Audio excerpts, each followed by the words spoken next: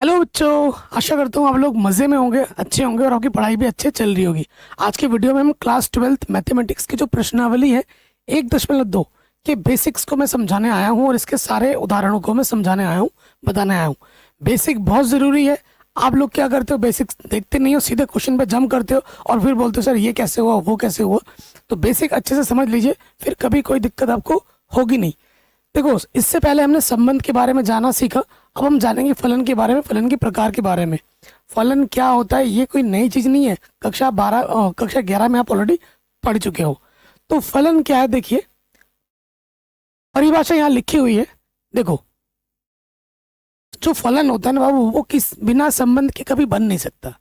अगर फलन है तो वहां कोई ना कोई संबंध जरूर होगा। ठीक है, कोई ना कोई संबंध जरूर होगा। सपोज करो मैंने एक फलन लिया है। ये फलन लिखने का तरीका होता है, एफ जो है इसे मैपिंग बोलते हैं, डॉट डॉट ए से बी में जा रहा है। हमारा जो फलन है वो ए से बी में जा रहा है, ए से बी में जा रहा है। ए और जो बी है वो दो अरिक्त समुच्चय हैं। मतलब इसके अंदर कुछ ना कुछ अवयव जरूर है, खाली नहीं है, खाली नहीं हो सकता। इसके अंदर कुछ ना कुछ अवयव जरूर है। और ए के जितने भी अवयव हैं, ए के अंदर जितने भी अवयव हैं वो किसी ना किसी संबंध के द्वारा बी के किसी न किसी अवयव से जरूर जुड़े हुए होंगे। ए का कोई भी अवयव खाली नहीं हो सकता। ए के अंदर जो भी अवयव है उन सभी का संबंध बी के किसी न किसी अवयव के साथ होता है और वो एक संबंध के द्वारा होता है। ठीक है, थोड़ा परिभाषा मैं यहाँ लिख देता हूँ। देखो, परिभाषा आपको याद करने की जरूरत है बिल्कुल भी नहीं है। कोई भी परिभाषा आपके एग्जाम में नहीं आएगी। जरूरी क्या चीज है, समझना। ठीक है, देखो यदि ए और बी कोई दो अरिक्त समुच्चय हैं, ए और बी दो अरिक्त समुच्चय हैं। ठीक है, यदि एफ के द्वारा किसी नियम अथवा संबंध द्वारा, कोई ना कोई नियम होगा, कोई ना कोई संबंध होगा। बिना नियम के, बिना संबंध के कोई फलन बन ही नहीं सकता। हर एक फलन संबंध होता है, परंतु हर एक संबंध फलन हो भी सकता है, नहीं भी हो सकता है। ये कॉपी में नोट करके लिख लीजिए, क्योंकि ये चीज स्टेटमेंट वाइज चीज एग्जाम में आ जाती है। ठीक है, देखो, द्वारा समुच्चय ए का प्रत्येक अवयव समुच्चय बी के किसी न किसी निश्चित अथवा अद्वितीय अवयव से संबंधित होता है। तो एफ को ए से बी में एक फलन कहते हैं। आई बात समझ में? मैंने स्टार्टिंग में ही बोल दिया था कि ए के अवयव जितने भी अवयव होंगे, जैसे यहाँ लिखा हुआ है 1 2 x 3 4, ए के अंदर जितने भी अवयव होंगे वो किसी न किसी संबंध या किसी न किसी नियम के द्वारा बी के अंदर जो भी अवयव उपस्थित है, ए बी सी डी, ठीक है, इनके अवयव इसके साथ अटैचमेंट जरूर होंगे। जैसे कि ये जो एक्स है वो किसी न किसी नियम के द्वारा वाई से अटैच है, वाई से संबंधित है। आई बस समझ में? यहाँ का कोई एक चीज खाली नहीं हो सकता। ठीक है, जितने भी इनपुट्स होंगे वो किसी न किसी नियम के द्वारा इसके अवयव से जुड़े हुए होंगे। देखो, इसका कोई भी पद खाली हो सकता है, लेकिन इसका कोई भी पद खाली नहीं होना चाहिए, खाली नहीं छूटना चाहिए। ये आप ध्यान रखें। ठीक है, फलन क्या होता है? अगर आपके पास ए और बी दो अरिक्त समुच्चय हैं तो ए के सभी अवयव किसी खास नियम या किसी खास संबंध द्वारा बी के अवयव से जुड़े हुए होते हैं, तो उसे हम फलन कहते हैं। आई बात समझ में? उसे हम फलन कहते हैं। नोट करके लिखिए, नोट। मैं यहाँ पर छोटा सा दो एग्जाम्पल दूंगा जो कि बहुत ज़रूरी है। एक फलन होगा, दूसरा फलन नहीं होगा। ठीक है, एक फलन होगा और दूसरा फलन नहीं होगा। देखिए, मैं आपको एग्जाम्पल दे रहा हूँ। जैसे इसके पास है 1 2 3 और यह ए बी सी। देखो, हमारा क्या है, 1 ने मुझे ए दिया और 1 ने मुझे सी दिया। ठीक है, यहाँ पर लिखता हूँ मैं 1 2 3 ए बी सी। ठीक है, ये ऑब्जेक्टिव में भी आ जाता है एग्जाम में। 1 ने मुझे बी दिया और 3 ने भी मुझे बी दिया। ओके, देखिए ये ए है, ये बी है और इनके बीच हमारा फलन जा रहा है। ए है, ये बी है। इन दोनों में से एक फलन है और एक फलन नहीं है। तो आपको कमेंट करके बताना है, पहले खुद से ट्राई करके बताओ कि कौन सा वाला फलन है और कौन सा वाला फलन नहीं है। ट्राई किया आपने कमेंट सेक्शन पे? हुआ नहीं हुआ आप चेक कर लीजिए। देखो, कभी भी फलन में ना क्या हुआ है कि जो अलग अलग इनपुट है, मैं इनको आम भाषा में इनपुट कहूंगा और इधर वाले को आउटपुट कहूंगा, समझने में बेहतरी होगी।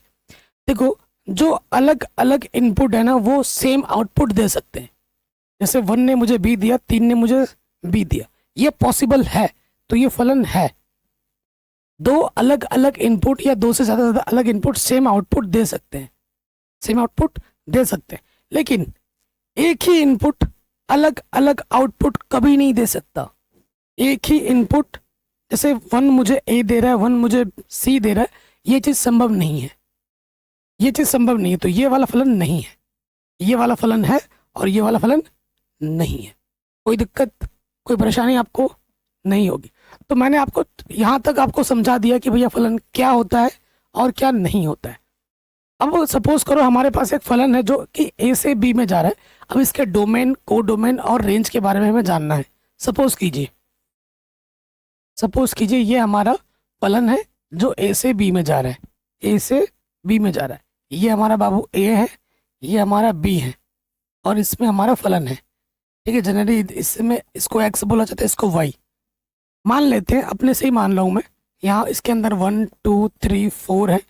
1 ने मुझे ए दिया, 2 ने मुझे बी दिया, 3 ने मुझे सी दिया, 4 ने मुझे डी दिया और इसके अंदर और भी अवयव हैं ई एफ। इसके खाली छूट सकते हैं परंतु इसके कोई भी खाली नहीं छूट सकते। इसके अंदर जितने भी अवयव होंगे वो किसी न किसी संबंध द्वारा अटैच होंगे इसके अवयवों के साथ, तभी फलन होता है। ठीक है, अब देखिए हमारा प्रांत क्या होता है। ठीक है बाबू, प्रांत क्या होता है? प्रांत को हम अंग्रेजी में बोलते हैं डोमेन। डोमेन, डोमेन पूरा का पूरा इनपुट। डोमेन क्या होता है? पूरा इनपुट, पूरा इनपुट। ये ए, ये हमारा डोमेन हुआ। तो हमारा डोमेन क्या हो जाएगा? जो हमने इनपुट रखे। तो ये क्या है बाबू? 1 2 3 4 जो इनपुट हमने रखा, ठीक है, वो हमारा डोमेन हुआ। उसके बाद क्या होता है? परिसर क्या होता है? परिसर, परिसर का मतलब हुआ बाबू रेंज। अंग्रेजी में इसको बोलते हैं रेंज। तो रेंज क्या होता है? आउटपुट। जो इनपुट रखने पे जो आपको आउटपुट मिला, आउटपुट क्या क्या मिला? ए, मुझे ए मिला, मुझे बी मिला, 2 ने मुझे बी दिया था, 3 ने मुझे सी दिया था और 4 ने मुझे डी दिया था। तो ये जो आउटपुट का कलेक्शन है वो हमारी रेंज होती है, वो हमारी रेंज होती है। उसके बाद बात आती है कि भैया सह प्रांत क्या होगा? सह प्रांत क्या होता है? सह प्रांत बोले तो कोडोमेन। ये क्या होता है? तो ये होता है पूरा का पूरा ये सेट बी, ये पूरा का पूरा सेट बी, ये हमारा कोडोमेन होता है। यानी कि ये सारे अवयव A B C D E F, ये सारे अवयव हमारे क्या हैं? ये हमारे सह प्रांत है। तो सह प्रांत बता दिया मैंने आपको, परिसर भी बता दिया आपको, मैंने प्रांत भी बता दिया, सारा कुछ बता दिया। ये सारी चीज़ जो मैंने अभी बताई है ये कोई नई चीज़ नहीं बता रहा हूँ, कक्षा 11 में ऑलरेडी पढ़ा चुका हूँ। अगर आपने नहीं देखा तो जाके देख लेना। ठीक है, अभी काम की चीज़ अभी भी आई नहीं है। ये फलन क्या होता है ये तो आपने कक्षा 11 में भी पढ़ लिया था, अभी मैंने आपको ये चीज़ एक बार रिवाइज करवा दी। ठीक है, अब आएगा मेन चीज़। ठीक है, अब आएगा एक आपका मेन चीज़। एक एकी फलन क्या होता है? आच्छादक फलन क्या होता है? बहुएकी फलन क्या होता है? प्रतिलोम फलन क्या होता है? ये एग्जाम में आते हैं। ये है आपका, ये चीज़ अब नहीं आप सीखोगे, जानोगे। ठीक, तो सबसे पहले आ जाते हैं एक एकी फलन क्या होता है, जिसे एक एक फलन भी कहते हैं। अंग्रेजी में बोलते हैं 1-1 मैपिंग या 1-1 फंक्शन। ठीक है, ये क्या होता है इसको पहले चित्र की मदद से समझेंगे और फिर मैथमेटिकल अप्रोच भी देखेंगे। देखिए चित्र की मदद से समझ लीजिए। हमारे पास मान लेते हैं यदि हमारा जो फलन है, फलन जो है वो ए से बी में जा रहा है। ठीक है, ए से बी में जा रहा है। ये हमारा बाबू ए है, ये हमारा बी है। ठीक है, इसको एक्स बोलते हैं, इसको वाई बोलते हैं। इसके अंदर जो अवयव हैं, सपोज करो 1 ने मुझे ए दिया, 2 ने मुझे बी दिया, 3 ने मुझे सी दिया और यहाँ पर डी है। ठीक है, और एक अवयव है। तो देखिए इसका मतलब क्या हुआ कि एक इनपुट एक ही आउटपुट दे रहा है। ठीक है, इसका मतलब क्या? F1 ने मुझे ए दिया, F2 ने मुझे B दिया और F3 ने मुझे C दिया। यही तो इसका मतलब है कि फंक्शन वन मुझे A दे रहा है, 2 मुझे B दे रहा है, 3 मुझे C दे रहा है। ओके, तो एक बंदे का एक ही गर्लफ्रेंड है, एक बंदे का एक ही गर्लफ्रेंड है, दो नहीं है। अगर एक बंदे की दो गर्लफ्रेंड हो जाएगी, दोनों को पता लग जाएगा, दोनों उसका साथ छोड़ देंगे, है ना, तो फिर वो एक ही नहीं रहेगा, फिर वो उसके साथ बहुत सारे गर्लफ्रेंड हो गए ना। एक बंदे की जब एक ही गर्लफ्रेंड होगी तो उसे हम एक कहेंगे, जब दो होंगी तो एक एक नहीं कहेंगे। ठीक है, तो एक इनपुट का जब एक ही आउटपुट दे रहा है, रिपीट नहीं कर रहा है, तो उसे हम एक ही कहते हैं। एक का संबंध एक के साथ, तो वो हुआ एक ही, वन। अगर जैसे ही दो दे देगा तो वो एक ही नहीं होगा, वो एक ही नहीं होगा, उसको भी मैं बताऊंगा। ठीक है, तो मैथमेटिकल अप्रोच क्या होता है, मैथमेटिकल अप्रोच क्या होता है वो मैं समझा देता हूं। देखिए यहाँ पे जो भी लिखा है इसे आप भूल जाइए। यदि मैंने क्या किया, फंक्शन x1 बराबर मैंने मान लिया फंक्शन x2। ठीक है, फंक्शन x1 बराबर आप फंक्शन x2 मान लोगे, और किसी तरीके से अगर आप दिखा देते हो कि x1 बराबर x2 है और एवरी x1 कॉमा x2, ये कहाँ से आएंगे, ये आएंगे यहाँ से। जो भी x1 और x2 लोगे वो यहाँ से लेना होता है, इधर से। वो कहाँ से आ रहे, ए से। देखो एक ही कब होगा, जब फंक्शन x1 और फंक्शन x2 दोनों बराबर आप ले रहे हो और आप दिखा दे रहे हो कि x1 बराबर है x2 के, तो वो क्या होगा, एक ही होगा। एक अप्रोच तो ये हो गया, इसका ज्यादा प्रयोग करते हैं। दूसरा अप्रोच क्या है, यदि x1 बराबर ना हो x2 के, तो फंक्शन x1 भी बराबर नहीं होना चाहिए फंक्शन x2 के। आई बात समझ में।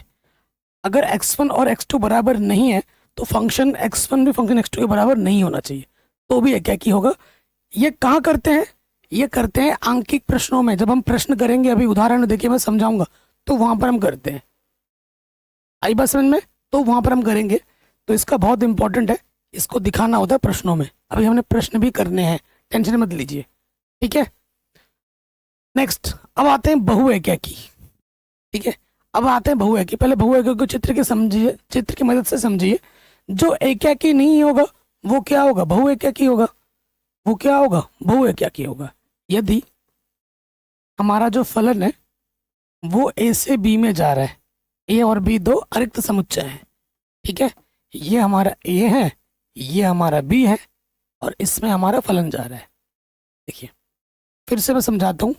वन ने मुझे ए दिया, वन ने मुझे ए दिया, 2 ने मुझे बी दिया, 3 ने मुझे सी दिया, 4 ने मुझे फिर से ए दे दिया, 4 ने मुझे फिर से ए दे दिया, और इसके अंदर और भी अवयव है डी, ये सब। अब देखो, अब सिंपल सा नियम जान लीजिए क्या है।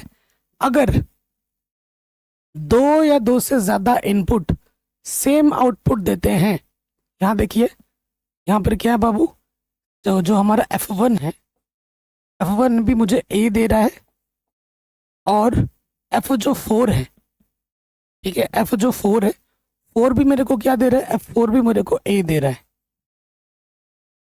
दो अलग अलग इनपुट सेम आउटपुट दे रहे हैं, तो ये एक ही नहीं है। ये क्या है, ये बहु एक है, मैनी वन फंक्शन है, मैनी वन मैपिंग है। ठीक है, देखो मैंने अभी आपको समझाया था कि यदि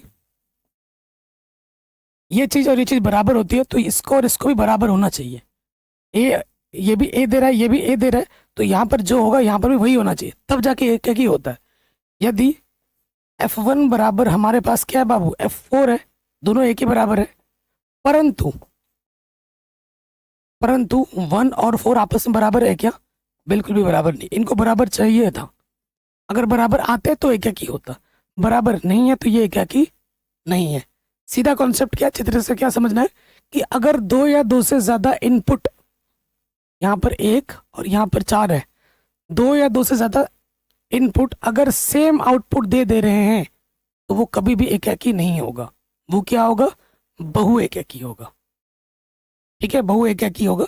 ऐसे प्रश्न भी मैं आपको उदाहरण देके समझा सकता हूँ। सपोज करो मैं उदाहरण देता हूँ, एक उदाहरण कि यदि फंक्शन एक्स आपके पास क्या है, x² है, और फलन आपका वास्तविक संख्या से वास्तविक संख्या में जा रहा है, क्या ये एकाकी है? क्या यह एकाकी फलन है? ये मैं आपसे पूछ रहा हूँ, क्या यह एकाकी फलन है? देखो, मैं हमें पढ़ाते हुए इतना एक्सपीरियंस हो गया ना, सारे टॉपिक हम बिना प्रश्नों के, बिना लिखा हुआ, मैं पूरा आपको 1.5-2 घंटा पढ़ा सकता हूँ आराम से, 2 घंटा 5 घंटा पढ़ा सकता हूँ, क्वेश्चन खुद बना के पढ़ा सकता हूँ, इतना एक्सपीरियंस हमें हो चुका है। ठीक है जी, तो ये एक्सपीरियंस आपको भी हो जाएगा जब मन लगा के पढ़ाई करोगे। तो देखिए, आपको मैं समझाता हूँ, देखो आराम से करेंगे। ये इसके पास पूरी वास्तविक संख्या है, इसके पास पूरी की पूरी वास्तविक संख्या है, ठीक है, और संबंध हमारे पास ये दे रखा है। देखो, कुछ भी रखोगे आर से आएगा। एक हमारा, इसे एक्स कहते हैं, इसे वाई कहते हैं, एफ एक्स को वाई कहा जाता है, वाई हमारे पास के एक्स स्क्वायर। रखो, यहाँ एक्स की जगह पर एक रखोगे, एक का वर्ग करोगे तो क्या आ जाएगा? एक। यानी कि मुझे F1 ने मुझे क्या दिया? एक दिया। अच्छा, -1 भी तो वास्तविक संख्या में आता है, आर में आता है। रखो यहाँ पर, -1 का स्क्वायर करूंगा तो भी 1 आ जाएगा, तो F-1 ने भी मुझे 1 दिया। यहाँ देखिए, दो अलग अलग इनपुट सेम आउटपुट दे रहा है, तो ये क्या किया है? नहीं, यह क्या है? यह बहु है, क्या की है? यह है बहु है, क्या की। मैंने आपको प्रश्न की तरह मदद से भी समझा दिया है, उदाहरण लेके। तो ये क्या है? बहु एकाकी। ये एकाकी नहीं है।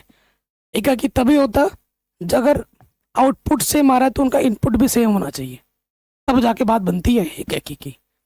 ठीक है, अगर इनपुट अलग अलग है और आउटपुट सेम आ रहा है तो वो एकाकी नहीं है, वो है बहु एकाकी। ठीक है, चलिए आगे बढ़ते हैं। आच्छादक फलन। देखो, आच्छादक फलन में क्या होता है, ये जो भी परिभाषा लिखी हुई है उसको भूल जाओ, उसको आपको क्या करो, भूल जाओ। आपके पास क्या है? आपका जो फलन है ए से बी में जा रहा है, ए और बी आपके अरिक्त समुच्चय है, इतना ध्यान में रखना है। अब मैं आपको आसानी के साथ समझा देता हूँ, और जो भी मैं बोल रहा हूँ उसको आप कॉपी में लिख लेना, बढ़िया हो जाएगा। ये ए है, ये बी है, ठीक है, इसे एक्स कहा जाता है, इसे वाई कहा जाता है। मान लेते हैं बी के अंदर हमारे पास अवयव है 1 2 3 4 5, और ए के पास अवयव हमारे पास है ए बी सी डी, ऐसा है। तो इसमें प्रतिचित्रण की बात होती है, समझ लीजिए। यदि यदि बी क्या है? हमारा सह प्रांत है। ये जो बी है बाबू, ये हमारा क्या है? सह प्रांत है, ये हमारा सह प्रांत है। यदि सह प्रांत के प्रत्येक अवयव का, जो मैं बोल रहा हूं कॉपी में लिखते रहना, यदि सह प्रांत के प्रत्येक अवयव का प्रतिचित्रण प्रांत में मिल जाए, किसमें मिल जाए? प्रांत में मिल जाए, तो उसे हम क्या कहते हैं? आच्छादक फलन कहते हैं। सपोज कीजिए 1 का प्रतिचित्रण आपको ए मिला, 2 का बी मिला, ठीक है, 2 का बी मिला, 4 का भी बी मिल गया, 3 का सी मिला, और 5 का डी मिला। इसके अंदर जितने भी अवयव हैं सभी का प्रतिचित्रण मिल गया इस प्रांत के अंदर, कोई भी खाली नहीं छूट रहा है, तो यह आच्छादक है। ठीक है, यदि सह प्रांत के प्रत्येक अवयव का प्रतिचित्रण प्रांत में उपस्थित होता है तो उसे हम आच्छादक फलन कहते हैं। और जब जब आच्छादक फलन होगा, नोट कर लीजिए, उसमें खास कंडीशन होती है कि जो हमारा रेंज होता है, जो हमारा रेंज होता है वो हमेशा किसके बराबर होता है? कोडोमेन के बराबर होता है। ये एग्जाम में ऑब्जेक्टिव में भी आ जाता है, मतलब जो हमारा परिसर होगा ना, हमेशा इसके बराबर होगा? सह प्रांत के बराबर होगा। जब जब आच्छादक होगा तब तक ये चीज होगी ही होगी, चाहे कुछ भी हो जाए, ये तब तक ये चीज होगी ही होगी। कोई दिक्कत, कोई परेशानी यहाँ तक नहीं होनी चाहिए। अब आते हैं नेक्स्ट, ठीक है, अंताक्षेपी फलन। अंताक्षेपी फलन क्या है, इसको जान लीजिए। देखो, इस ये जो भी लिखा है परिभाषा उसको भूल जाइए, ठीक है, परिभाषा आपको कोई याद नहीं रखना है। परिभाषा याद करोगे भूल जाओगे, आज याद रखोगे कल भूल जाओगे, जरूरत ही नहीं है परिभाषा की। हमारा फलन जा रहा है ए से बी में, ठीक है। तो देखो, अंताक्षेपी क्या होता है? सपोज करो इसके पास है 1 2 3 4 5 6, यहाँ है ए बी सी डी ई, ठीक है। 1 का प्रतिचित्रण ए मिला, 2 का प्रतिचित्रण बी मिला, 3 का सी मिला, 4 का डी मिला, और 6 का ए मिला। देखो क्या होता है अंतःक्षेपी फलन, सह प्रांत के प्रत्येक अवयव का प्रतिचरण मिल गया है सिर्फ एक अवयव को छोड़कर। जब सबका प्रतिचरण मिल जाता है, सिर्फ इकलौता एक अवयव छूट जाता है, एक छूट जाता है सह प्रांत का, ठीक है, तो उसे हम कहते हैं अंतःक्षेपी फलन। लेकिन एक से ज्यादा छूट जाएगा तो वो अंतःक्षेपी भी नहीं होगा, ना ही वो आच्छादक होगा, ठीक है, ये ध्यान रखिए। जब सबका मिल रहा है, सभी अवयवों का मिल रहा है, सिर्फ इकलौता एक अवयव छूट जा रहा है, एक ही अवयव, तो हम उसे क्या कहते हैं बाबू, अंतःक्षेपी फलन कहते हैं, इनटू मैपिंग कहते हैं। आई बात समझ में? कोई दिक्कत, कोई परेशानी नहीं होगी, ठीक है। अब बात करते हैं एकाकी आच्छादक फलन। एकाकी आच्छादक फलन क्या होता है? जो फलन एकाकी भी है और आच्छादक भी है, उसे हम एकाकी फलन कहते हैं। उसे हम क्या कहते हैं? एकाकी आच्छादक फलन कहते हैं, बाइजेक्टिव फंक्शन कहते हैं। क्या बोलते हैं अंग्रेजी में? बाइजेक्टिव फंक्शन, ठीक है। अगर कोई फलन एकाकी भी है, आच्छादक भी है, तो उसे हम एकाकी आच्छादक फलन कहते हैं। क्या बोलते हैं? एकाकी आच्छादक फलन। जो एकाकी भी हो और आच्छादक भी हो, उस फलन को हम एकाकी आच्छादक फलन कहते हैं, सिंपल। उसके बाद एकाक अंतःक्षेपी फलन क्या होता है? अगर कोई फलन एकाकी भी है और अंतःक्षेपी भी है, अंतःक्षेपी मतलब क्या होता है कि सह प्रांत के सभी अवयवों का प्रतिचरण मिल रहा है सिर्फ एक को छोड़कर, तो उसे हम अंतःक्षेपी फलन कहते हैं। नाम से स्पष्ट है ना, अगर जो फलन एकाकी होगा, जो अंतःक्षेपी होगा, उसे हम क्या कहेंगे? एकाकी अंतःक्षेपी फलन कहेंगे, ठीक है जी, ओके। अब आता है व्युत्क्रमणीय फलन। देखो व्युत्क्रमणीय फलन क्या होता है, आज समझ लीजिए। यदि एक फलन है जो कि ए से बी में जा रहा है, यदि फलन ए से बी में जो जा रहा है यह एकाकी, यह एकाकी व आच्छादक, एकाकी व आच्छादक दोनों हैं, तो व्युत्क्रमणीय फलन होगा। इस टॉपिक पे क्वेश्चन आया है इस साल एग्जाम में 5 नंबर में। कितने नंबर में? 5 नंबर में आया। बच्चे बड़े महारथी बनते हैं अगर मैं बच्चों को ना पढ़ाया इस साल। अगर आप भी महारथी बन रहे हो तो वो आपकी चॉइस है बच्चों, ठीक है। कई बच्चे बोलते हैं सर ये टॉपिक आपके हमारे किताब में नहीं है, हमारे सिलेबस में नहीं है। भाई सिलेबस डाउनलोड कर लेना, सिलेबस पे मैं अलग से वीडियो बना चुका हूँ, सिलेबस में है, और ये आपकी नई एनसीईआरटी किताब में भी है। थोड़ा खोल के देखो। बच्चे बड़े स्मार्ट बनते हैं, पढ़ा मैंने बोलता रहा भाई पढ़ लो पढ़ लो पढ़ लो, पढ़े नहीं, और एग्जाम में आ गया 5 नंबर में छोड़ के चले आए, और फिर एग्जाम में देने के बाद रोते हैं। कुछ बच्चे करके आए, बाकी 99% लोगों ने नहीं किया है। तो प्लीज़ हाथ जोड़ के निवेदन है, कर लीजिएगा, आपके सिलेबस में है और एग्जाम में ज़रूर आएगा, ठीक है। अगर आपके पास कोई फलन है जो कि ए से बी में जा रहा है, अगर वो फलन एकाकी भी है और आच्छादक भी है, दोनों होना अनिवार्य है। अगर कोई फलन एकाकी और आच्छादक दोनों है, 1-1 भी है और ऑन टू भी है, तो उस फलन का व्युत्क्रम फलन निकाला जा सकता है, होगा। तो व्युत्क्रमणीय फलन क्या होगा? तो व्युत्क्रमणीय फलन क्या होगा? एफ इनवर्स बराबर, एफ इनवर्स क्या होगा? एफ इनवर्स होगा बी से ए में आएगा। किसमें आएगा? बी से ए में आएगा, बी टू ए में जाएगा, ठीक है। और ये निकाली कैसे जाती है अभी मैं क्वेश्चन सॉल्व करके भी बताऊंगा, टेंशन मत लो, क्वेश्चन भी करेंगे। अगर कोई फलन एकाकी और आच्छादक दोनों है, उसी फलन का ही व्युत्क्रम फलन निकलता है, अन्यथा नहीं निकलता, और वो एफ इनवर्स से दर्शाया जाता है, और वो बी से ए में जाएगा। ये ए से बी में जाता है, ये वाला बी से ए में जाएगा। बहुत ही आसान है, बहुत ही आसान है ये व्युत्क्रम निकालना, एक लाइन से 2 लाइन में हो जाता है, और इसकी वजह से बच्चे 5 नंबर छोड़ के आए इस साल, तो ये गलती आप मत करना, ठीक है। तो अभी तक मैंने आपको एकदम आसान आसान शब्दों में, आसान आसान उदाहरणों के साथ फलन क्या होता है, फलन क्या नहीं होता है, फलन के प्रकार के बारे में मैंने आपको समझाया। देखो ये बेसिक बहुत ज़्यादा इंपॉर्टेंट है। जिस बच्चे का बेसिक स्ट्रांग हो गया उसको कभी कोई दिक्कत होगी ही नहीं किसी भी प्रकार के प्रश्नों में। जिसका स्ट्रांग नहीं है वो तो भाई रोता रहेगा, ठीक है जी। तो उदाहरण नंबर 7 पे हम आ जाते हैं। इनको हमें करना है, ठीक है, और ये उदाहरण सारे के सारे इंपॉर्टेंट है। उदाहरण नंबर 7 क्या बोल रहे हैं, मान लीजिए कि कक्षा 10 के सभी 50 विद्यार्थियों का समुच्चय ए है। मान लीजिए कि फलन जो है वो ए से एन में जा रहा है। ठीक है, एफ एक्स विद्यार्थी एक्स का रोल नंबर द्वारा परिभाषित एक फलन है। सिद्ध कीजिए कि एफ फलन एकाकी है किंतु आच्छादक नहीं है। ठीक है, एकाकी तो है लेकिन आच्छादक नहीं है। तो ध्यान से देखिए इसको कैसे करना, शानदार क्वेश्चन है, आपके दिमाग को टेस्ट करेगा। दिया है, ठीक है, हालांकि ये क्वेश्चन कभी पूछा नहीं गया है, लेकिन बोर्ड एग्जाम में कोई सा भी क्वेश्चन आ सकता है। दिया क्या है, एग्जाम में कैसे लिखना है, तो हमें जो फलन दे रखा है वो दे रखा है कि वो ए से एन में जा रहा है। ठीक है, ए से एन में जा रहा है और जो ए है वो 50 विद्यार्थियों का समुच्चय है। ए क्या है, कक्षा 10 के 50 विद्यार्थियों का समुच्चय है, जहां ए क्या है, 50 विद्यार्थी हैं इसके कक्षा 10 के, एक्स के। ठीक है, एक्स मतलब 10th के। ये चीज हो गई। अब देखो ये एकाकी कैसे है। ठीक है, एकाकी दिखाना है, मैं आपको समझाता हूं, ध्यान से देखिएगा। इसके पास क्या है बाबू, ये ए है, ये एन है। ठीक है, एन मतलब प्राकृतिक संख्या 1 से लेके चलता है, 1 2 3 4 5 6 7 10 100 50। ठीक है, 150 200 300 500 कुछ भी, जितने भी आप सोच सकते सब है इसके पास। अब ए के पास क्या है, 50 ही है।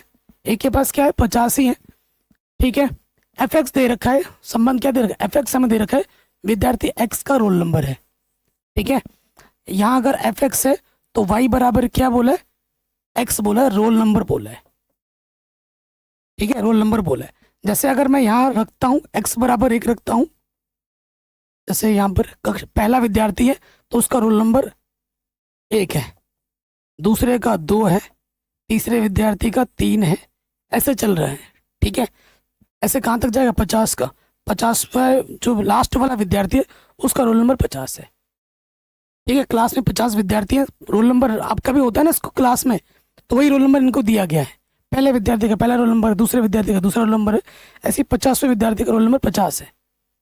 ठीक है, तो चूंकि चूंकि चूंकि सभी का चित्रण अद्वितीय है,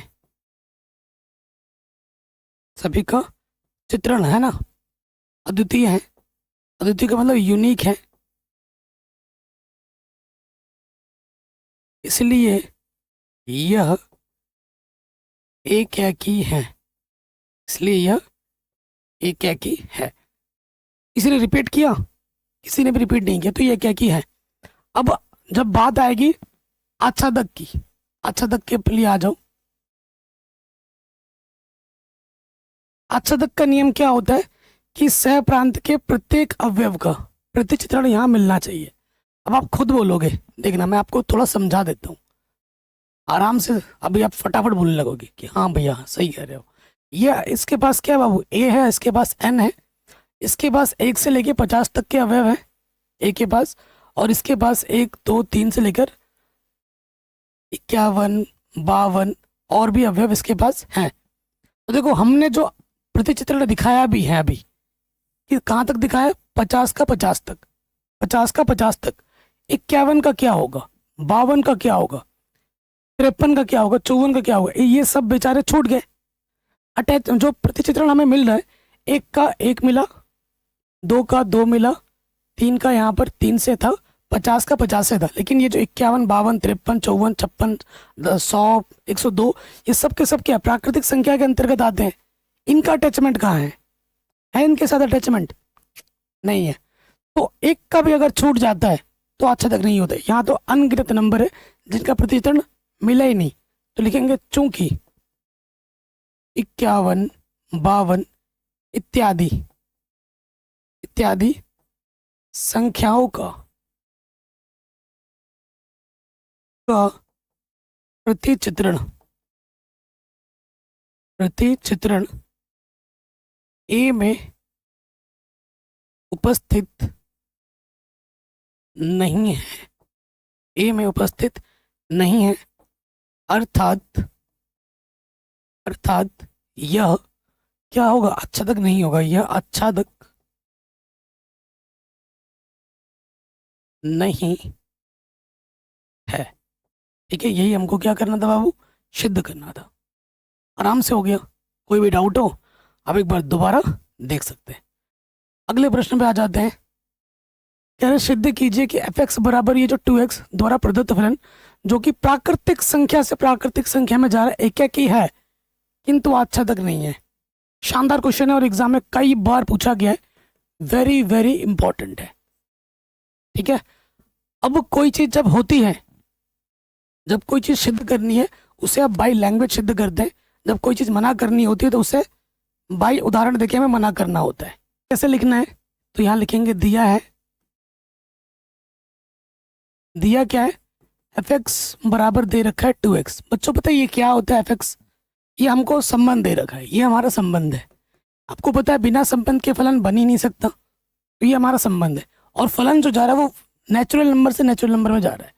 फलन हमारा कहाँ से जा रहा है, नेचुरल नंबर से नेचुरल नंबर में जा रहा है। ठीक है, अब आपको एक एक ही सिद्ध करना है, यानी कि ये है तो जो चीज़ है उसको भाई लैंग्वेज लिखते हैं। तो यहाँ लिखोगे एक एक ही के लिए, एक एक ही के लिए। तो आप क्या लिखोगे, यदि x1 x2 आप कहाँ से ले रहे हो, यहाँ से लेना होता है, ये क्या है n है। ठीक है, फिर क्या लिखोगे, माना माना फंक्शन x1 किसके बराबर है बाबू, फंक्शन x2 के बराबर है। अब आपको यहाँ पर रखना है, x के जगह पर एक बार x1 रखना है, तो ये हो जाएगा 2x1। यहाँ पर एक बार x के जगह पर रख देना है x2, तो ये हो जाएगा 2x2। 2 से 2 कटा तो x1 बराबर क्या आ जाएगा, x2 आ जाएगा।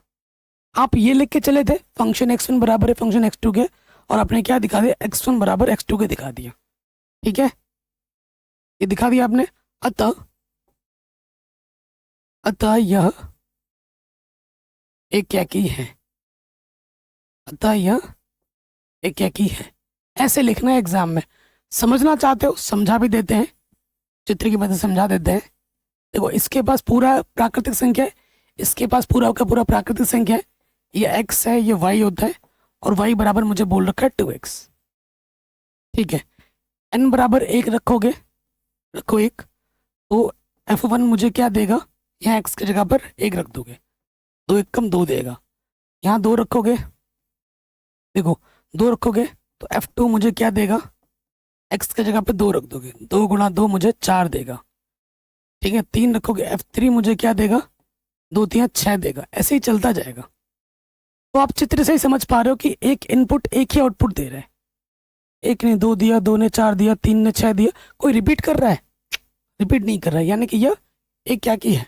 और चित्र से ही समझ में आ पा रहा है कि भैया यह आच्छादक नहीं है, क्योंकि 1 का छूट गया, 3 का छूट गया, 5 का छूट गया, जिसका अटैचमेंट नहीं है, जो भाई अकेला रह गया, रह जा रहा है ना। अटैचमेंट सिर्फ सम संख्या के साथ आ रही है, 2 का आ रहा है, 4 का आ रहा है, 6 का आ रहा है, अगला 8 आ जाएगा। लेकिन जो बेचारे विषम संख्या है वो सब के सब छूट जा रहे हैं, बेचारे अकेले रह जा रहे हैं। और एक भी अगर अकेला रह जाता है आच्छादक नहीं होता है। अब इस चीज को कैसे दिखाओगे एग्जाम में, मना कैसे करोगे, तो यहाँ लिखेंगे आच्छादक के लिए। बहुत इंपॉर्टेंट प्रोसेस है, आच्छादक के लिए। आच्छादक के प्रोसेस में हम क्या करते हैं, माना एफ एक्स को आप वाई मानते हो, एक्स को क्या मानते हो, वाई। तो वाई बराबर हमारे पास क्या है बाबू, 2x है, तो यहाँ से x बराबर क्या आ जाएगा, y बट्टे 2 आ जाएगा। x बराबर क्या आ जाएगा, y बट्टे 2 आ जाएगा। अब चित्र बना के दिखाता हूं मैं आपको। ठीक, इसके पास पूरी प्राकृतिक संख्या, इसके पास पूरी प्राकृतिक संख्या, ये x होता है, ये y होता है, और x बराबर क्या है बाबू, y बट्टे 2 है। किसी सहप्रांत के किसी एक अवयव का भी प्रतिचित्रण अगर नहीं मिलता है तो वो आच्छादक नहीं होता है। ठीक है, ये आप जानते हो ना। तो मैंने एक अवयव ले लिया एक, मैंने एक अवयव ले लिया एक। देखो चूंकि एक मैंने लिया है कहाँ से, y से लिया है, जो कि प्राकृतिक संख्या के अंतर्गत आता है। n से ही लेना है, n से बाहर नहीं लेना है। अब मैंने y बराबर 1 लिया है, उठाकर मैं कहाँ रखूंगा, इस सूत्र में। ठीक है, ये सूत्र में रखूंगा, चूंकि x बराबर क्या है, y बट्टे 2 है। y मैंने क्या लिया है, 1 लिया है, वाई मैंने क्या लिया, एक लिया, रख दिया एक। तो जो प्रतिचित्रण मिला है मुझे एक का, वो मुझे क्या मिला है, 1/2 मिला है। क्या 1/2 प्राकृतिक संख्या के अंतर्गत आता है? जी नहीं, बिल्कुल भी नहीं। जो भी अवयव मुझे मिलने चाहिए वो इसी से ही मिलने चाहिए, इससे बाहर का मैं नहीं ले सकता, मैं ले भी नहीं सकता। मैंने एक जो लिया है वो प्राकृतिक संख्या से ही लिया है, और जो मुझे मिलना भी चाहिए वो मुझे प्राकृतिक संख्या से ही मिलना चाहिए। क्या मिल रहा है? क्या नहीं मिल रहा है? 1/2 प्राकृतिक संख्या नहीं होती है ना। तो ये 1/2 प्राकृतिक संख्या के अंतर्गत नहीं है, अतः इसका प्रतिचित्रण मुझे नहीं मिला। एक का भी छूट गया तो अच्छा तक नहीं होता। यहाँ पे तो कितने विषम संख्या है, सबका छूट जाएगा। तो अब क्या लिखोगे? अब यहाँ मना करने आए तो कैसे लिखेंगे? चूंकि चूंकि सहप्रांत के सहप्रांत के सहप्रांत के हर एक अवयव का प्रतिचित्रण प्रांत में नहीं मिल रहा,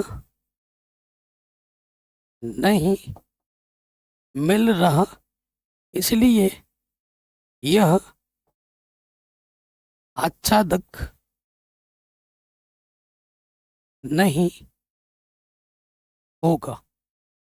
ठीक है, आप ऐसे भी लिख सकते हो कि 1/2 जो कि यहाँ सह प्रांत से लिया गया था उसका प्रतिचित्रण प्रांत में नहीं मिला, अर्थात यह आच्छादक नहीं है। ठीक है, कोई दिक्कत, कोई परेशानी यहाँ तक नहीं होगी। ये क्वेश्चन बहुत इंपॉर्टेंट है और एग्जाम में बार बार आता है। अब सेम क्वेश्चन है, मैं अगर चेंज कर दूं, fx = 2x है, सेम है, मैंने क्या चेंज कर दिया, r से r। इतना बड़ा फर्क पड़ जाता है, इसको चेंज करने पे अभी पता लगेगा। ये एकाकी भी और आच्छादक भी है। पहले वाला क्या था, एकाकी था, आच्छादक नहीं था, लेकिन ये एकाकी और आच्छादक दोनों है। अगर कोई फलन एकाकी और आच्छादक दोनों होता है तो उसका व्युत्क्रमी फलन होता है, बताया था मैंने। तो इस प्रश्न में आपको व्युत्क्रमी फलन भी निकाल के दिखाऊंगा। ठीक है, 5 नंबर में जो आता है। तो एग्जाम में कैसे करना है, तो देखिए सबसे पहले हम चेक करेंगे एकाकी के लिए, क्योंकि आपको आंसर पता है, सिद्ध करना है। ठीक है, जो चीज़ सिद्ध करनी होती है उसको बाई लैंग्वेज लिखा जाता है, जो चीज़ मना करनी है होती है उसको उदाहरण देके मना किया जाता है। ठीक है, एकाकी के लिए तो माना x1, x2 हमें लेना होता है, यहाँ से लेना होता है। यहाँ पर क्या है, r है, r से लिए। फिर आप मानोगे कि फंक्शन x1 बराबर किसके हैं, फंक्शन x2 के है। ठीक है, यहाँ पे रखना है, x के जगह पर एक बार x1 रख दिया, एक बार x के जगह पर x2 रख दिया, 2 से 2 कटा, x1 बराबर क्या आ गया, x2 आ गया। ठीक है, और every x1, x2 belongs to r, अतः यह एकाकी है, अतः यह एकाकी है। ठीक, ऐसे मैथमेटिकल वे में लिखना होता है। चित्र की मदद से समझना चाहते हो तो वो भी समझ सकते हैं। देखिए इसके पास पूरा का पूरा r है,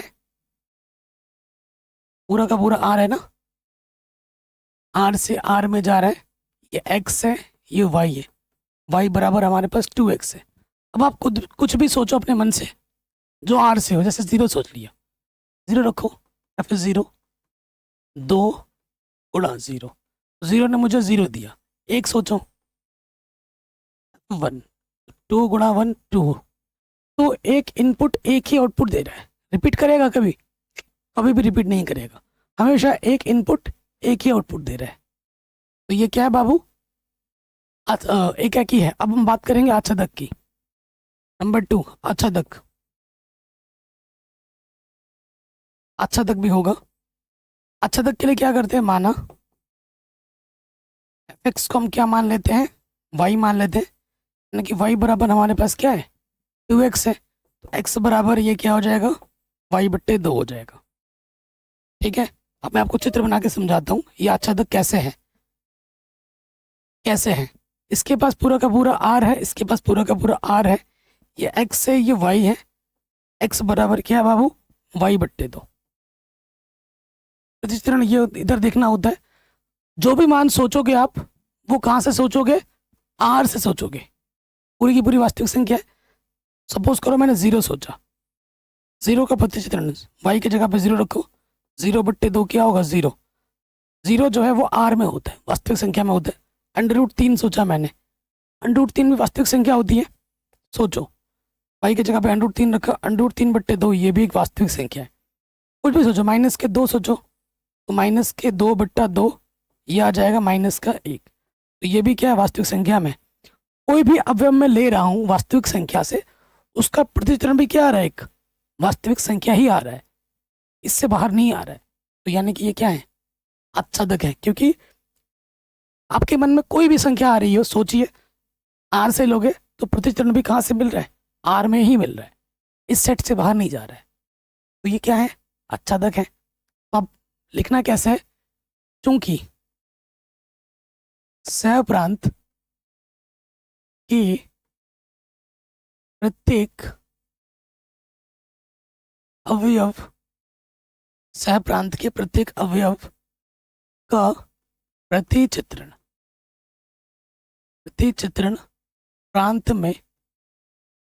प्रांत में उपस्थित है,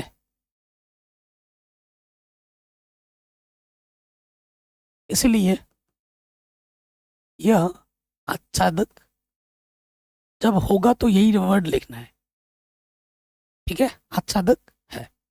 दैट्स इट, सिंपल, इतना लिखना है, पूरे नंबर मिल जाएंगे।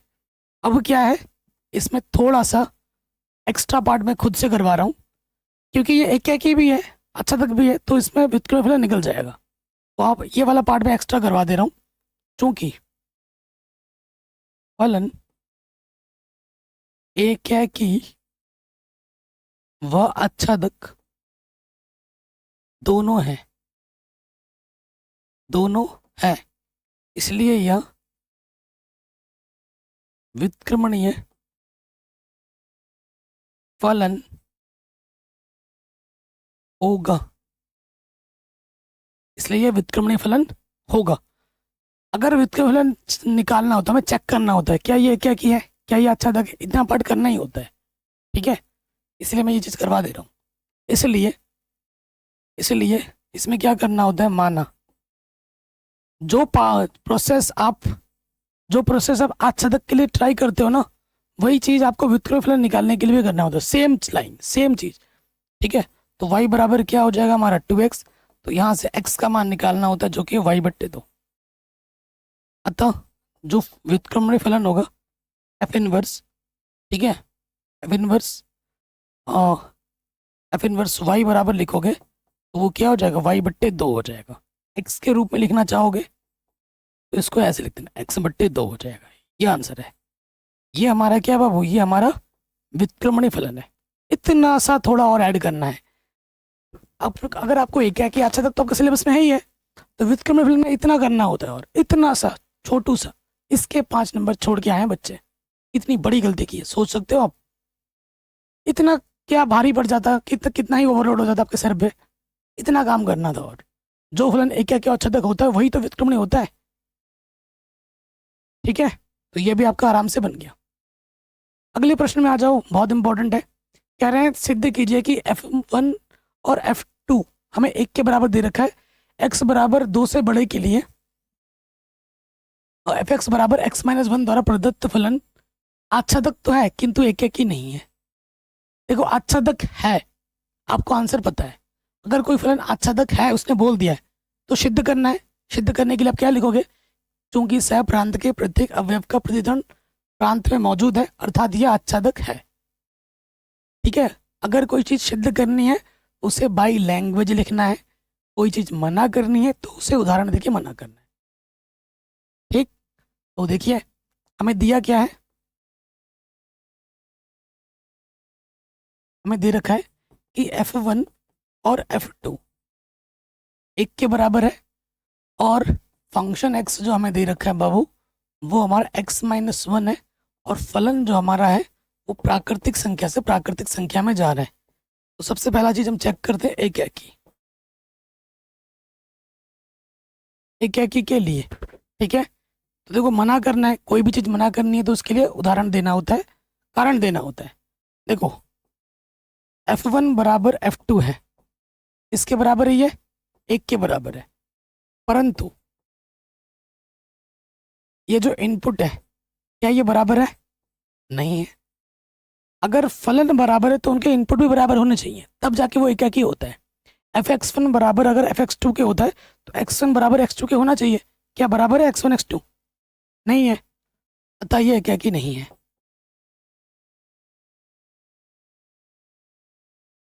एकाकी नहीं है। ठीक है।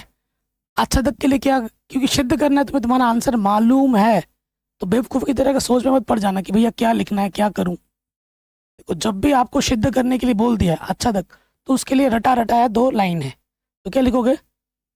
माना। Fx को आप क्या मान लोगे? y मान लोगे। y बराबर आपके पास क्या है फलन? x माइनस 1 है, तो x बराबर क्या हो जाएगा? माइनस का 1 इधर आके प्लस का 1 हो जाएगा। ये हो गया। उसके बाद रटा रटाया लैंग्वेज लिखना है, क्योंकि सिद्ध करना है, पता ही है हमें। क्या लिखोगे? चूंकि सह चूंकि सह प्रांत की प्रत्येक प्रत्येक अवयव का प्रत्येक अवयव का प्रतिचित्रण प्रतिचित्रण सह प्रांत के प्रत्येक अवयव का प्रतिचित्रण प्रांत में उपस्थित है, इसलिए यह आच्छादक फलन है। ये लिखना है आपको एग्जाम में। ठीक है, ये लिखना है आपको एग्जाम में, पूरे नंबर मिल जाएंगे आपको। अब आते हैं अगले प्रश्न में। देखो, कह रहे हैं सिद्ध कीजिए Fx बराबर एक्स स्क्वायर द्वारा परिभाषित फलन R से R में जो जा रहा है ना तो एकाकी है और ना ही आच्छादक है। ये क्वेश्चन एग्जाम में बहुत बार आता है, ऑब्जेक्टिव में आता है। ठीक है, तो देखिए, मैं आपको मना करके दिखाऊंगा कि भैया क्यों नहीं है। तो सबसे पहले आ जाते हैं एकाकी के लिए। बहुत इंपॉर्टेंट क्वेश्चन है ये, वेरी वेरी इंपॉर्टेंट। देखो, एकाकी के लिए क्या है कि मैं आपको कारण से चित्र बना के समझाता हूँ। देखो, फलन जा रहा है आर से आर में, वास्तविक संख्या से वास्तविक संख्या में, है ना। और इसके ये x होता है, ये y होता है। y बराबर हमारे पास है एक्स स्क्वायर। देखिए, अगर मैं यहाँ 1 ले लूँ, आर से लिया 1 मैंने, यहाँ रखूंगा, x की जगह पे 1 रख दिया। 1 का वर्ग क्या होता है? 1। मैंने -1 लिया, वो भी वास्तविक संख्या में होता है। ठीक है, तो वास्तविक संख्या में रख दो। वास्तविक संख्या से लिया है, यहाँ रखोगे -1 का वर्ग, क्या आ जाएगा? 1। 2 अलग अलग इनपुट सेम आउटपुट दे रहे हैं, यानी कि ये क्या कि नहीं है। तो यहाँ लिखेंगे चूंकि F1 ने मुझे क्या दिया? 1 दिया। F-1 ने भी मुझे 1 दिया, परंतु 1 और -1 आपस में बराबर नहीं है, अतः यह एकाकी नहीं है, अर्थात यह एकाकी नहीं है। अब बात करते हैं आच्छादक के लिए। आच्छादक के लिए क्या करते हैं? माना Fx बराबर y मान लेते हैं, तो y बराबर हमारे पास एक्स स्क्वायर। x बराबर क्या आ जाएगा? √y। x बराबर आ जाएगा √y। ये हमारे पास पूरी की पूरी वास्तविक संख्या है। ये x होती है, ये y होती है। x बराबर क्या है बाबू? √y है, यानी कि सह प्रांत के सभी अवयव का प्रतिचरण प्रांत पे मिलना चाहिए। एक का भी छूट गया तो आच्छादक नहीं होगा, ये आप जानते हैं। तो मैंने यहाँ से सिंपली एक ले लिया, -2। -2 वास्तविक संख्या है, तो मैंने यहाँ लिया चूंकि y बराबर मैंने ले लिया -2, जो कि वास्तविक संख्या में है, तो इसका प्रतिचरण क्या होगा? ठीक है, तो x बराबर क्या है? √y है, तो रख दिया मैंने -2y की जगह पर। अंडर रूट के अंदर अगर माइनस आ जाता है तो वो क्या होता है, काल्पनिक संख्या होती है। तो ये जो माइनस के अंडर रूट 2 है, ठीक है, ये वास्तविक संख्या में नहीं आता है। वास्तविक संख्या से लिया, लेकिन इसका जो प्रतिचित्रण है ये वास्तविक संख्या में नहीं है। एक का भी छूट गया तो कहानी खत्म, अच्छा तक नहीं होगा। तो लिखेंगे चूंकि -2 का प्रतिचित्रण प्रांत में नहीं है, इसलिए यह आच्छादक नहीं होगा,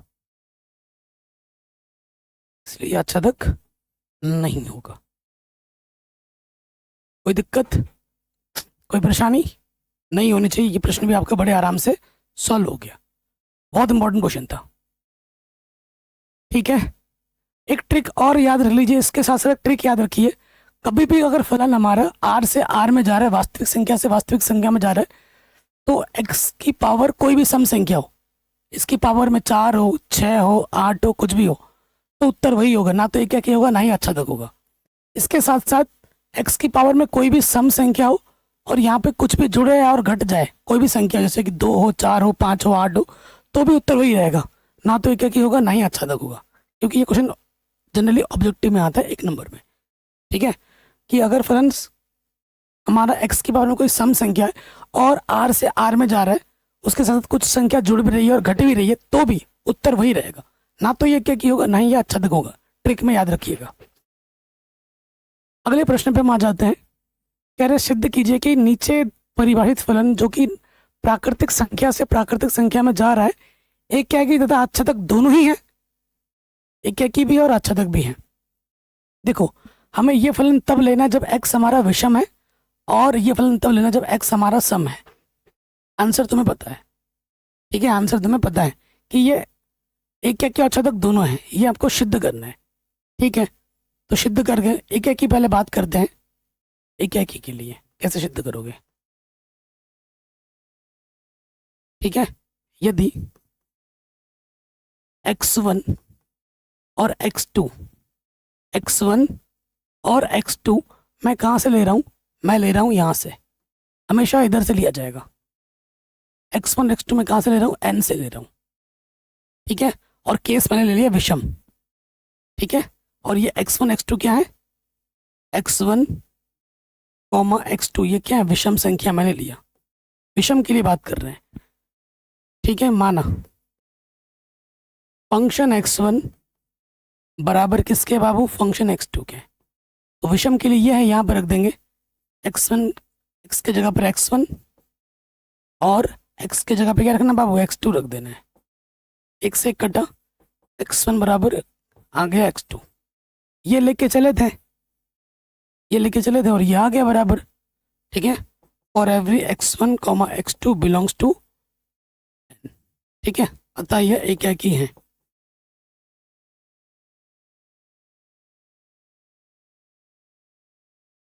ठीक है, अब विषम के लिए ले लिया, सम के लिए ले लो। यदि x1 x2 जो कि मैं n से ले रहा हूँ और ये ले रहा हूँ मैं सम के लिए, अब की बार क्या है, ये जो x1 और x2 क्या है? ये सम संख्या है। फिर से मान लोगे, माना फंक्शन x1 बराबर फंक्शन x2। ठीक है, सम के लिए यहाँ रखना है। x के जगह पे क्या रख दोगे? x1, इसके जगह क्या रख दोगे? x2। -1 से -1 कटा, क्या आ गया? x1 बराबर x2, अतः एक ही है। दोनों केस में दिखाना है, अब आप थोड़ा अगर चित्र की मदद समझना चाहें तो वो भी मैं समझा देता हूँ। इसके पास पूरा का पूरा n है, ये n है, x है, ये y है। y आपका 2 है, 2 केस में, एक तो सम के केस में है और एक विषम के केस में है। सम के केस में क्या है?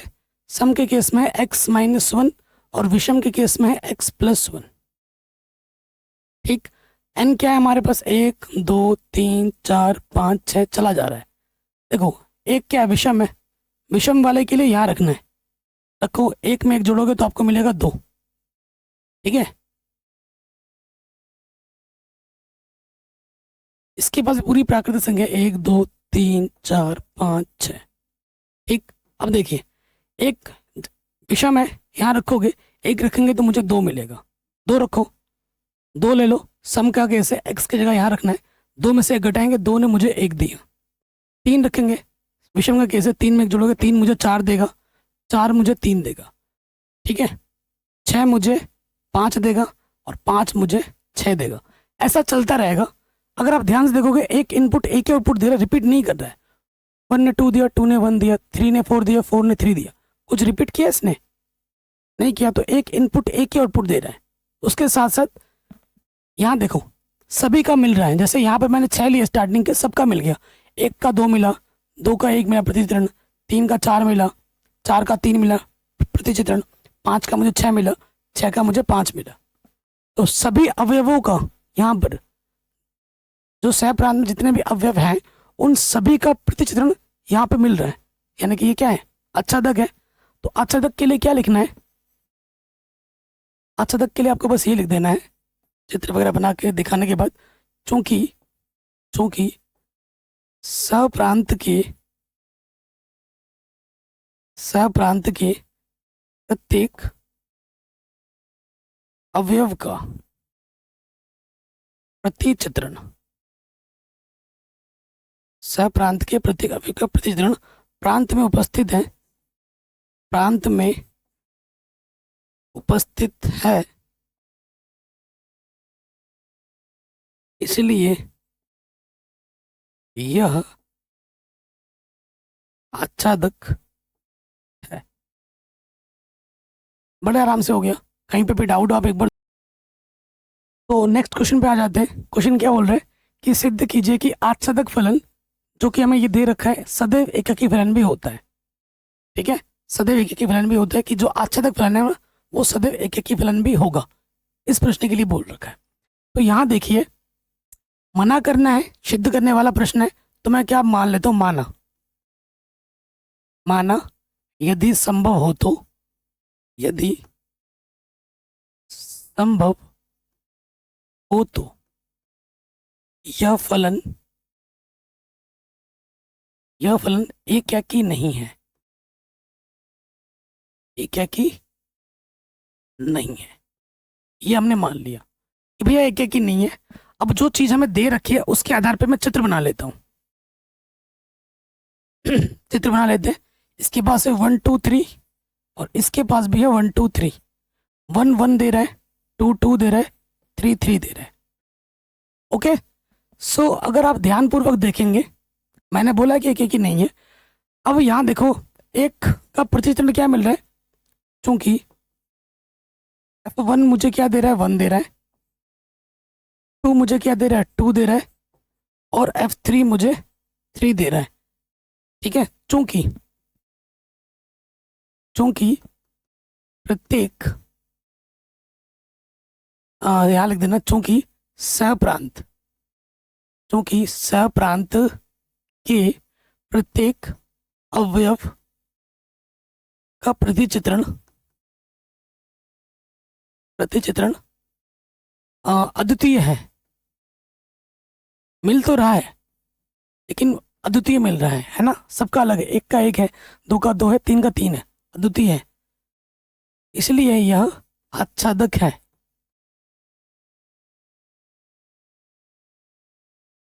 ठीक है, आच्छादक तो है लेकिन अद्वितीय आ गया ना, कि भैया यूनिक है, रिपीट नहीं कर रहा है। जो मैं मना कर दूं कि ये क्या कि नहीं है, अगर ये मैंने यहाँ बोल दिया कि मान नहीं आया हमने कि ये क्या कि नहीं है, लेकिन जब यहाँ पर हम देख रहे हैं कि 1 का 1 मिला, 2 का 2 मिला, 3 का 3 मिला, और प्रतिचित्रण सारे अद्वितीय आ रहे हैं। अगर प्रतिचित्रण अद्वितीय है और ये आच्छादक भी है, प्रतिचित्रण अद्वितीय आ गया, तो यह जो हम बोल रहे हैं कि एक एक ही नहीं है, वो गलत हो जाएगा। ठीक है, अर्थात हमारी अवधारणा गलत हो जाएगी। अगर मैं यहाँ बोल दूं कि अद्वितीय नहीं है एक एक ही ना दिखाने के चक्कर में, तो फिर तो ये आच्छादक ही नहीं रहेगा। फिर ये आच्छादक नहीं रहेगा। जो मेन स्टेटमेंट है कि आच्छादक फलन को एक एक ही दिखाना है, तो वो गलत हो जाएगी। वो गलत कभी नहीं हो सकती। तो हम यहाँ पर क्या बात करेंगे, अर्थात हमारी अवधारणा गलत है, हमारी अवधारणा गलत है, इसलिए यह एकाकी अवश्य होगा। ठीक है, बस इतना लिख देना है, सिंपल। ठीक है, ये 1 नंबर में ही आता है, ज़्यादा बड़े नंबर में नहीं आएगा। इसी प्रकार का अगला प्रश्न है कि सिद्ध कीजिए कि एकाकी फलन अनिवार्य रूप से आच्छादक भी है। ये जो फलन है एकाकी है ऑलरेडी, तो आच्छादक भी है। आच्छादक क्यों है, देखो इसके पास 1 2 3 है, इसके पास भी 1 2 3 है। एक मुझे 1 दे रहा है, 2 मुझे 2 दे रहा है, 3 मुझे 3 दे रहा है। एकाकी दिख रहा है आपको आखिर, चूंकि F1 मुझे क्या दे रहा है, 1 दे रहा है, F2 मुझे 2 दे रहा है, F3 मुझे 3 दे रहा है, अतः यह एकाकी है। अतः यह क्या बाबू, एकाकी है। अब देखो, चूंकि ये सहप्रांत है, सहप्रांत के प्रत्येक अवयव का प्रतिचित्रण मिल रहा है, तो वही लिख दोगे, चूंकि सहप्रांत के प्रत्येक अवयव का प्रतिचित्रण, सहप्रांत के प्रत्येक अवयव का प्रतिचित्रण प्रांत में उपस्थित है, प्रांत में उपस्थित है, इसीलिए यह आच्छादक है। ठीक है, ये क्या है बाबू, आच्छादक है। बड़े आराम से हो गया, 1 नंबर का क्वेश्चन था। और इसी के साथ साथ ये वीडियो हमारी यहीं समाप्त होती है। मैंने आपको सारे कॉन्सेप्ट समझाए हैं आसान तरीके से, ये सबसे ज़्यादा ज़रूरी चीज़ है। ठीक है, और सारे उदाहरण भी मैंने करवा दिए, वेरी इंपॉर्टेंट है उदाहरण, बोर्ड एग्जाम में यहाँ से प्रश्न जरूर आते हैं। बाकी सब कुछ पढ़ा रखा है, डिस्क्रिप्शन में झाँक के देखिए। चैनल पर नहीं तो प्लीज़ सब्सक्राइब कीजिए। जय हिंद, मिलते हैं आपसे नए वीडियो में।